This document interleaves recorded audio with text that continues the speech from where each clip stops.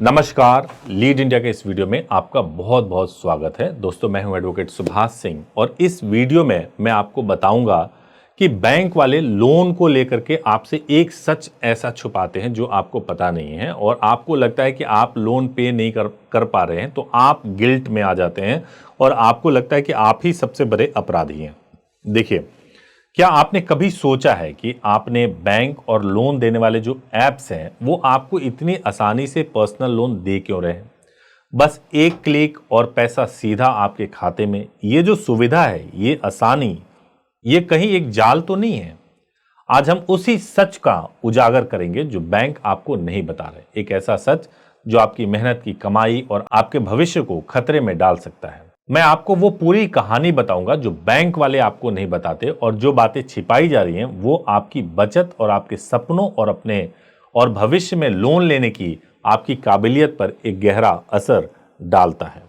देखिए, ये एक टिक टिक करते बम जैसा है। आज हम इसे डिफ्यूज करने की कोशिश करेंगे और हम उन चेतावनियों को सामने लाएंगे जिन्हें सब नज़रअंदाज कर रहे हैं और आपको दिखाएंगे कि भारतीय बैंकिंग सिस्टम के अंदर चुपचाप एक संकट कैसे पनप रहा है। बने रहिए, क्योंकि ये जानकारी आपके बहुत काम आ सकती है। और इस पार्ट में हम जानते हैं आसान कर्ज का खतरनाक आकर्षण कैसे है। देखिए, तो चलिए सीधे मुद्दे पे आते हैं। पिछले कुछ सालों में भारत में असुरक्षित कर्ज यानी अनसिक्योर्ड लोन में जैसे विस्फोट हुआ है। ये वही personal loan, credit card loan और आजकल जो बहुत चल रहा है, अभी खरीदो बाद में चुकाओ, बाई नाउ पे लेटर वाली स्कीम्स हैं। ये ऐसे लोन हैं जिनके लिए आपको घर या गाड़ी जैसी कोई चीज गिरवी नहीं रखनी होती है, कोलेटरल नहीं देना पड़ता है। और बैंक और फिनटेक कंपनियां इन्हें जोर शोर से बांट रही हैं। ऐसा लगता है कि मानो हर कोई आपको पैसा देना चाहता है, लेकिन सवाल है क्यों? जवाब सीधा है, मोटा मुनाफा। अनसिक्योर्ड लोन पर ब्याज की दरें होम लोन या कार लोन जैसे जो सिक्योर्ड लोन होते हैं उसके मुकाबले बहुत ज्यादा होती है। यह बैंकों के लिए किसी सोने की खान से कम नहीं है। लेकिन यहीं पर एक पेंच है, यह खेल अब खतरनाक रूप से जोखिम भरा होता जा रहा है। रिजर्व बैंक ऑफ इंडिया यानी आरबीआई बार बार इस पर चिंता जता चुका है कि पिछले एक दशक में अनसिक्योर्ड लोन का बाजार करीब 10 से 12 लाख करोड़ से बढ़कर आज लगभग 48 लाख करोड़ रुपए का हो गया है। ये लोन अब बैंकों के कुल कर्ज का लगभग 12 से 15% हिस्सा बन चुके हैं। लेकिन असली चिंता की बात यह है कि इस बढ़ोतरी का एक बड़ा हिस्सा पहली बार कर्ज लेने वालों और कम आय वाले परिवारों से आ रहा है। ये वो लोग हैं जिन पर किसी भी आर्थिक झटके का सबसे ज्यादा असर पड़ता है। वे एक आकर्षक लगने वाले कर्ज के जाल में फंस रहे हैं और अक्सर एक कर्ज चुकाने के लिए दूसरा कर्ज ले रहे हैं। कुछ रिपोर्ट्स बताती है कि माइक्रो लोन जैसे सेगमेंट में लगभग 18 से 22% लोग पुराने लोन चुकाने के लिए नए लोन ले रहे हैं।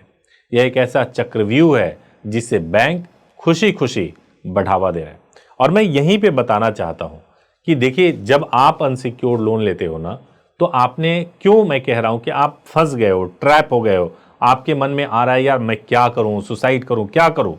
लेकिन मैं आपको बता रहा हूं कि आपको इसमें ट्रैप करवाया गया है। आपको भी इससे लेकिन इसका मतलब यह भी नहीं है कि आप लोन चुकाए बगैर आप आराम से जी सकते हो। नहीं जी सकते, आपको लोन चुकाना ही पड़ेगा।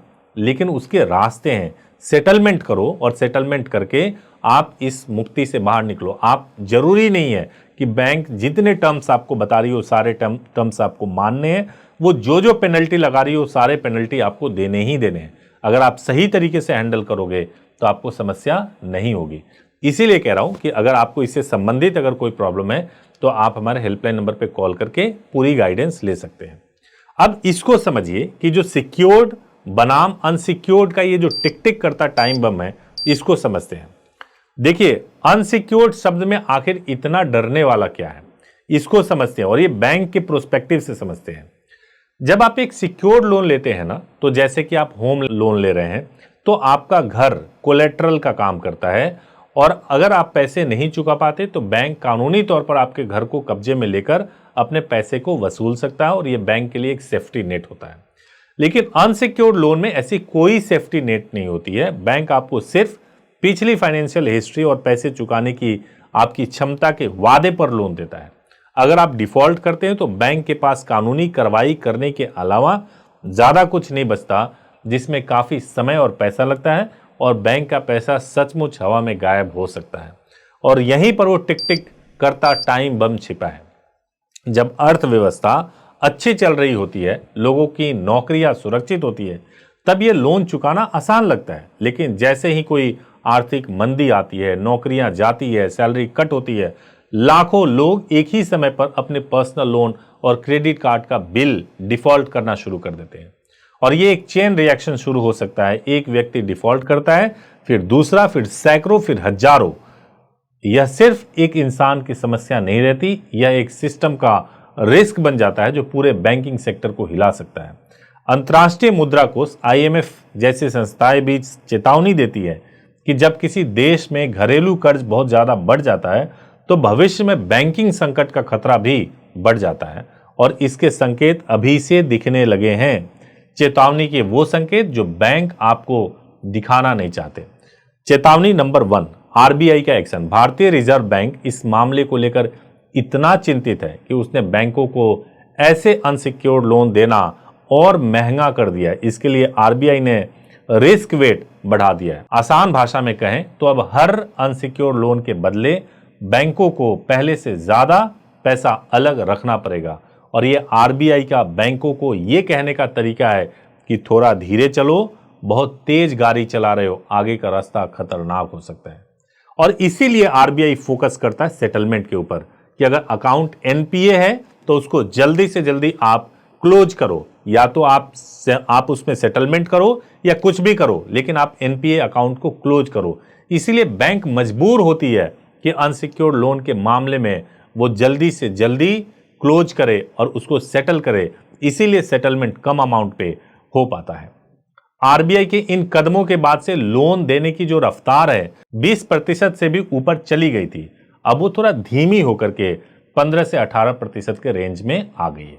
अब देखिए दूसरी चेतावनी क्या है। दूसरी चेतावनी ये है कि जो NPA, नॉन परफॉर्मिंग एसेट, यह एक ऐसा फैंसी बैंकिंग शब्द है जिसका सीधा मतलब है एक डूबा हुआ कर्ज, ऐसा लोन जिस पर 90 दिनों से कोई पेमेंट नहीं आई है।